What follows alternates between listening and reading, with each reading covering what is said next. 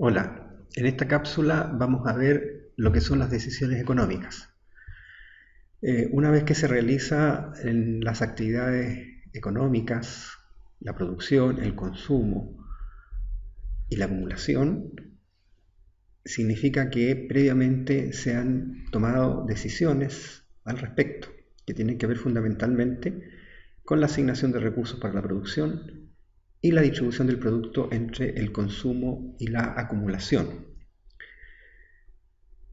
En este caso, la asignación de recursos para la producción involucra básicamente establecer una relación entre los que son los propietarios de los recursos, fundamentalmente los hogares que aportan la fuerza de trabajo, o comunidades y sociedades que son normalmente las propietarias del capital. Y por otro lado están los empleadores de esos recursos, como las empresas, el Estado y las instituciones.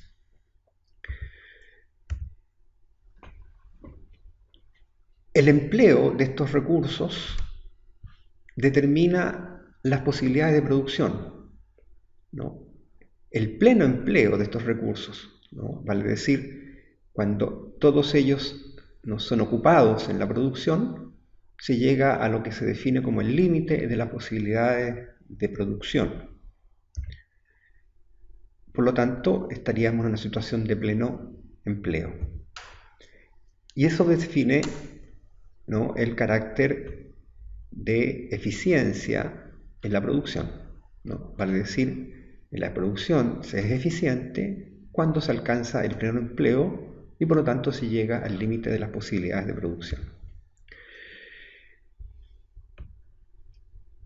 Cuando se está en el límite de posibilidades de producción, se alcanza lo que se define como óptimo de Pareto. Porque en ese ejemplo no es posible producir más de un bien sin tener que reducir la producción de otro bien. Eso es lo que se define como costo de oportunidad, ¿no? Vale decir, en economía, un principio básico del análisis, ¿no es cierto?, es establecer que cuando se alcanza el pleno empleo, ¿no?, la única forma de producir una mayor cantidad de un bien es reduciendo la cantidad que se produce de otro.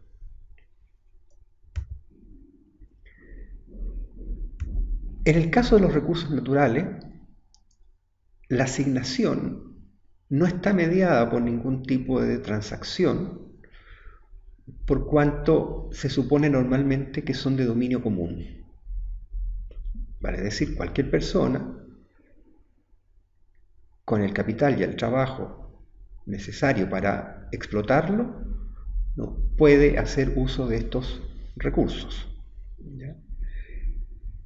El problema es que como estos recursos presentan una dotación limitada, una explotación sin restricción puede generar lo que hoy día se define como pérdidas del patrimonio natural, ya sea por el agotamiento de un recurso cuando es no renovable o por la extinción del recurso cuando es renovable, ¿no?, en el entendido que lo que definimos como recursos renovables en realidad son aquellas especies que se pueden reproducir, ¿no?, y que explotamos en la producción de un determinado bien o un determinado servicio. Esto es lo que los economistas normalmente definen como externalidades negativas de producción, ¿ya? Por esa razón, hasta hoy día se está crecientemente regulando la explotación de los recursos naturales, ¿no es cierto?, a través de vedas, ¿no?, a través de permisos, a través de estudios de impacto, ¿no es cierto?, sobre esos recursos, etcétera, etcétera, ¿no? Vale decir, lo que fundamentalmente hoy día se persigue, ¿no es cierto?, es tener claridad de cuál es el efecto que tendría la explotación de un recurso sobre su dotación.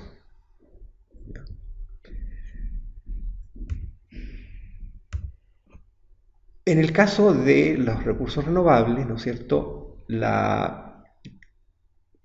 extinción del recurso está relacionada fundamentalmente con la capacidad de reproducción y el nivel de explotación a que es sometido, ¿no? En otras palabras, cuando el nivel de explotación supera la capacidad de reproducción, entonces significa, ¿no?, de que colocamos al recurso en peligro de extinción, ¿ya? Por otra parte, en los recursos naturales no renovables, ¿no?, el agotamiento está fundamentalmente determinado por la relación que hay entre la explotación que se hace del recurso y las reservas, ¿no? Vale decir, cuando un recurso con escasa reserva se somete a una explotación intensiva, ¿no?, el agotamiento progresa rápidamente, ¿no? Ahora, ese agotamiento puede aminorarse en la medida en que ese recurso pueda ser reciclado, ¿no?, de manera tal que los recursos con posibilidades de reciclaje, ¿no es cierto?, retardan o reducen su nivel de agotamiento.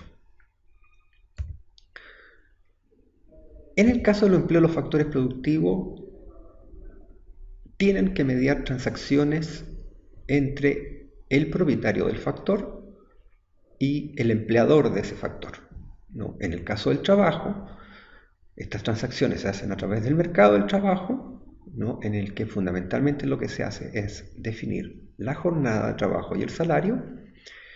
Y por otra parte, en el mercado de capitales es donde se decide el empleo del capital mediante, ¿no es cierto?, las inversiones que de allí se deciden, ¿no? Estas inversiones fundamentalmente van a depender, ¿no?, de cuál es el retorno que genera, ¿no es cierto?, para quien la financia.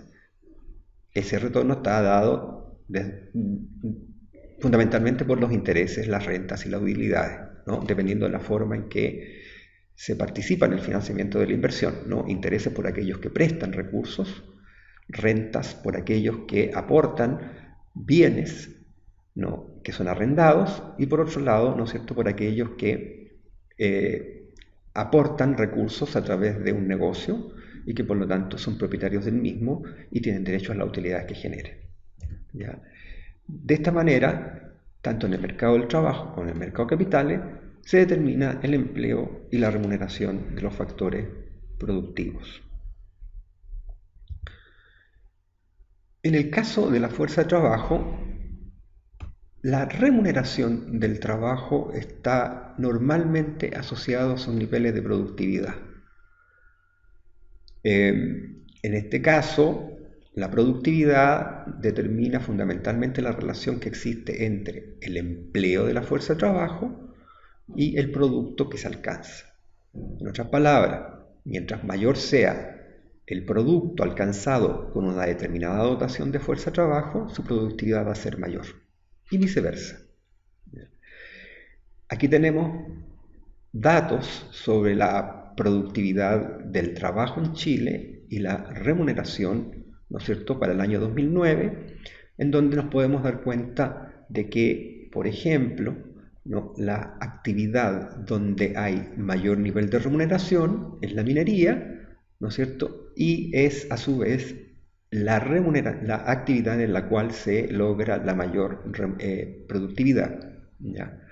De hecho, en términos monetarios, ¿no?, la remuneración en la minería alcanza un promedio mensual de sobre 1 millón de pesos, ¿no?, cuando su productividad es aproximadamente 6,5 millones de pesos, ¿no? O sea, vale decir, en la minería un trabajador produce mensualmente el equivalente a 6,5 millones de pesos y su remuneración alcanza un poco más de 1 millón, ¿ya? En este caso, la remuneración no alcanza más que al 16% de esa productividad. Por otro lado, tenemos, por ejemplo, en el caso del sector silvoagropecuario, que es el sector donde hay menor productividad promedio mensual. En este caso, un trabajador del sector silvoagropecuario es capaz de producir al mes el equivalente a 351.000 pesos aproximadamente, y su remuneración no alcanza, ¿no es cierto?, a 242.000 pesos aproximadamente, ¿no? Eso significa que se remunera más o menos aproximadamente con el 69% de su productividad. ¿Ya? Esto implica porque aquí hay muchos productores, como en el caso de lo que son los pescadores artesanales, ¿no? Los campesinos, parceleros, etcétera, etcétera, ¿no? Gente en el fondo que explota su propio recurso, ¿ya? Y por lo tanto gran parte de lo que ellos logran producir, ¿no? Se paga en remuneraciones. Aun cuando el sector silvopecuario no es el sector con menor remuneración mensual, ¿no? Es el sector de hoteles y restaurantes. La remuneración mensual promedio es básicamente 225.000 pesos, ¿no?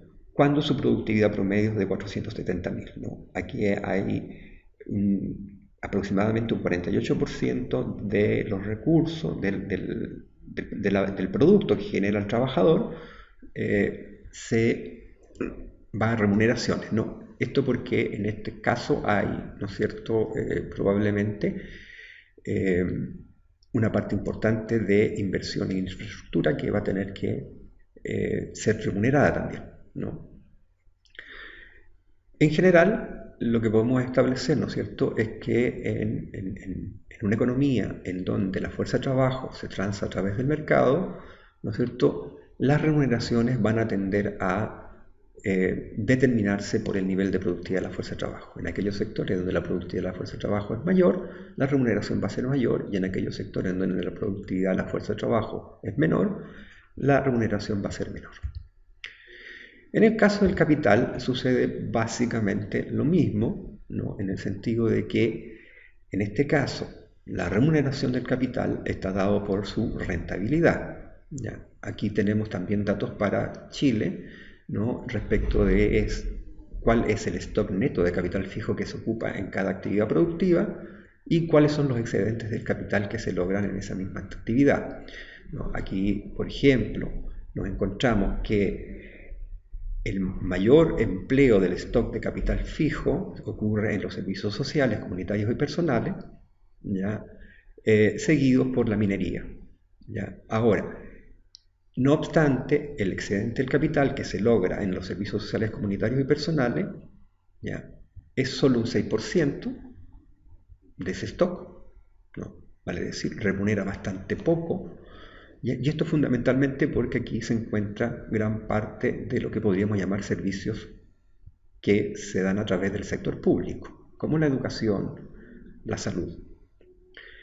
A diferencia de la minería, en donde el excedente es de aproximadamente 10.000 millones y medio de pesos, ¿no es cierto?, con un stock neto de capital fijo de 27.431 millones, y eso da una tasa de rentabilidad de 39%. No obstante, si ustedes se dan cuenta, es en el sector de la construcción donde el capital es más rentable, aun cuando en ese sector es donde menos capital se emplea. De esta forma, la remuneración de los factores productivos, ¿no es cierto?, se determina en los mercados. En el caso del trabajo, ¿no?, el trabajador va a ser remunerado a través del salario, y en el caso del capital fijo va a depender de la manera en que éste aporta al financiamiento de ese capital, ¿no? En el caso que sea como acreedor, va a percibir un interés; en el caso que sea como arrendador, va a percibir una renta; y en el caso, ¿no es cierto?, que sea propietario, va a percibir la utilidad del negocio. De esta forma se determina el ingreso de un país, ¿no? En este caso, el nivel de ingreso per cápita es una medida, ¿no es cierto?, que establece básicamente cuál es el nivel de ingreso de un país, ¿no? En el caso de Chile, nosotros nos encontramos con un nivel de ingreso medio alto, ¿ya? Que es casi la mitad de lo que podrían ser el ingreso medio o el ingreso promedio de los países desarrollados, ¿ya?, y por encima de aquellos países de ingreso medio bajo o ingreso bajo.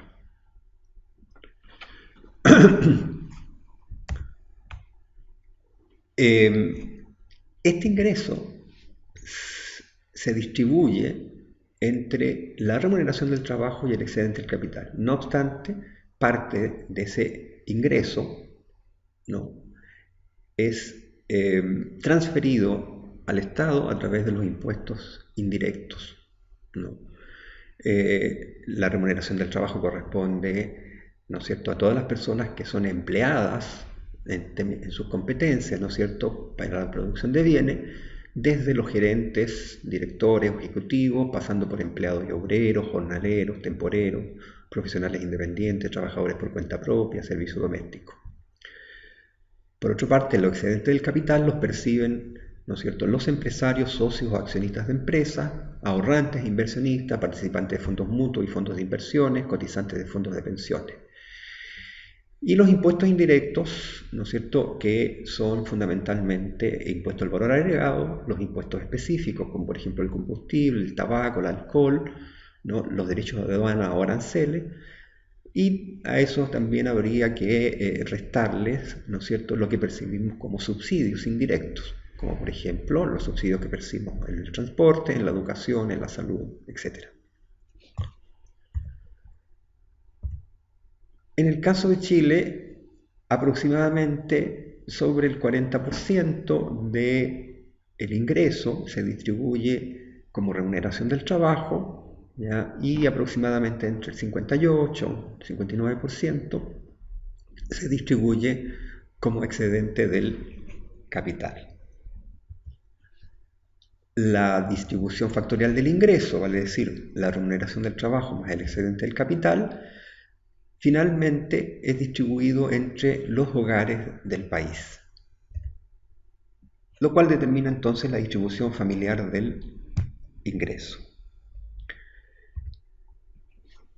La distribución del ingreso del trabajo en los hogares, ¿no?, en este caso en Chile solo hay estadísticas de cómo se distribuye el ingreso del trabajo, no hay estadísticas de cómo se distribuye el ingreso del trabajo, el ingreso del capital.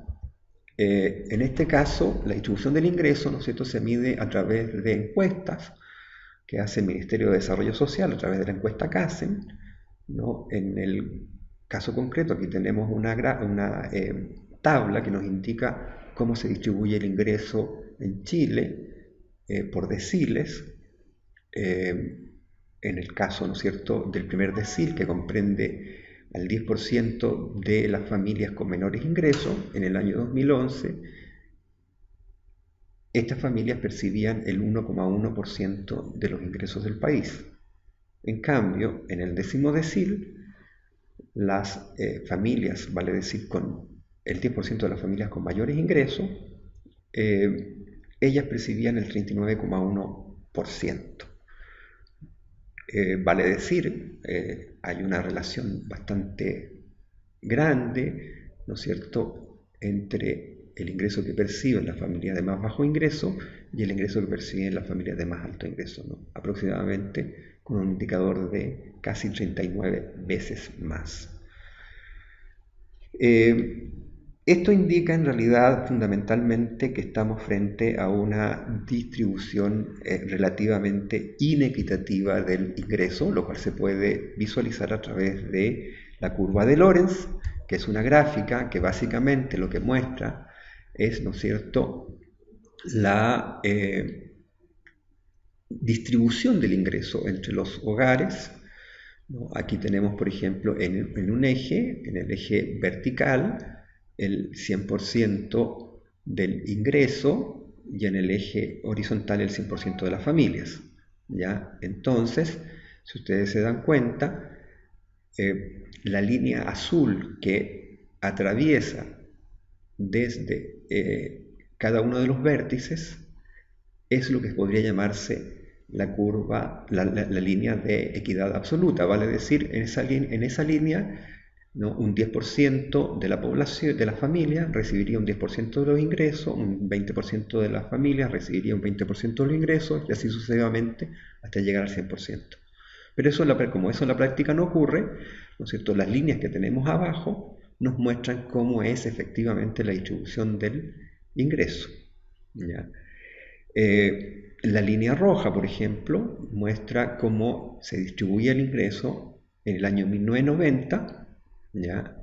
En el caso, si ustedes se fijan, ¿no?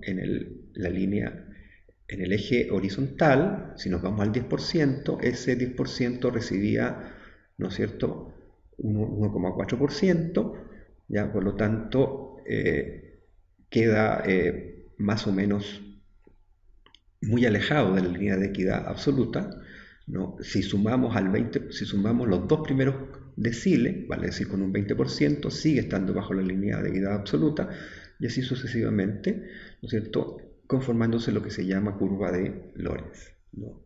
La curva de Lorenz del año 90 no difiere mucho del año 2011, ¿ya? Lo cual significa de que no han habido cambios sustanciales en la distribución de los ingresos, ¿no es cierto?, en los últimos 20 años.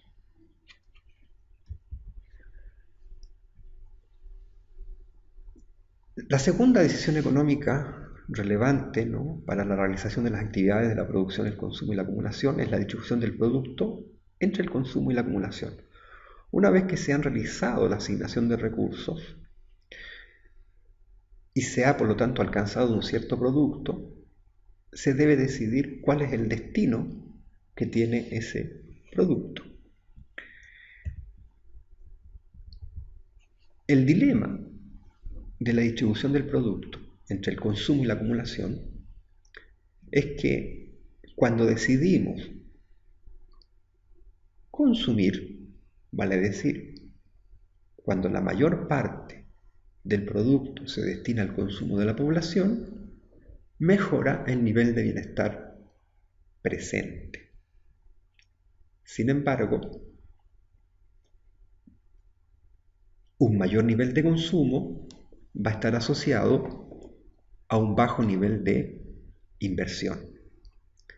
Y el bajo nivel de inversión implicaría, ¿no es cierto?, que hay pocas posibilidades de expandir de manera relevante el producto en el futuro y por lo tanto estamos considerando la posibilidad, ¿no es cierto?, de no mejorar sustancialmente el bienestar a futuro.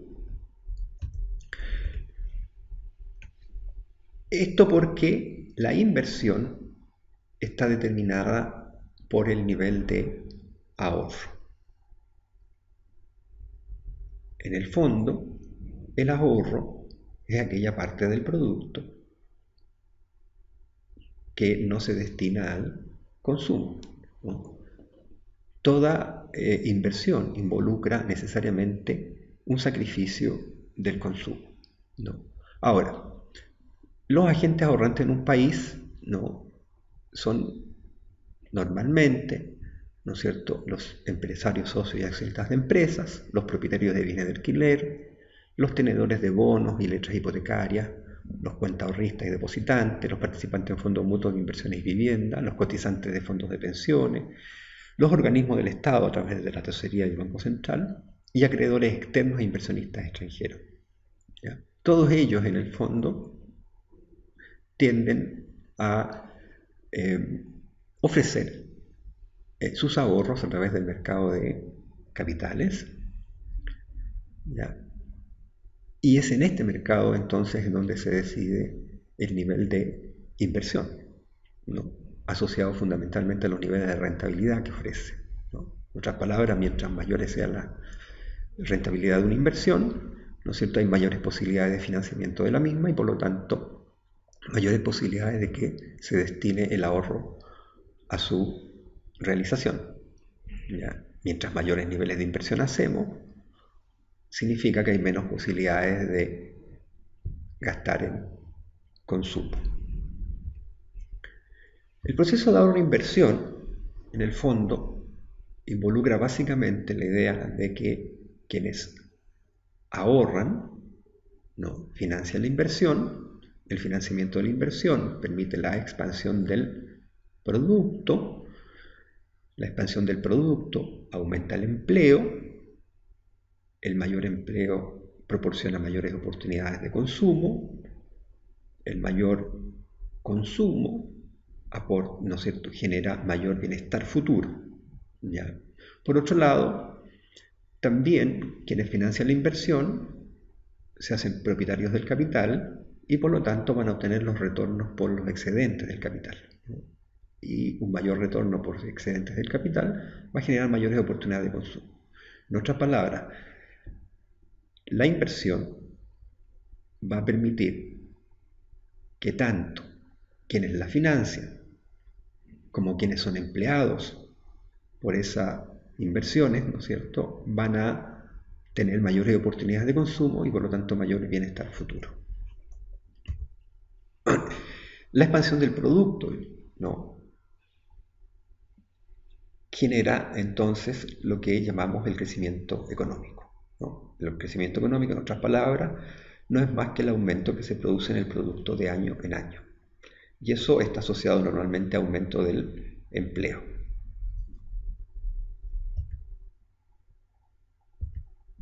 Ahora, no obstante, ¿no es cierto?, el ahorro va a estar fundamentalmente asociado al nivel de ingreso. En otras palabras, mientras menor sea el nivel de ingreso, menores son las posibilidades de ahorro. Como se ve en esta tabla, ¿no es cierto?, los hogares del primer quintil, vale decir aquellos hogares que tienen menores niveles de ingreso, ¿ya?, tienden a consumir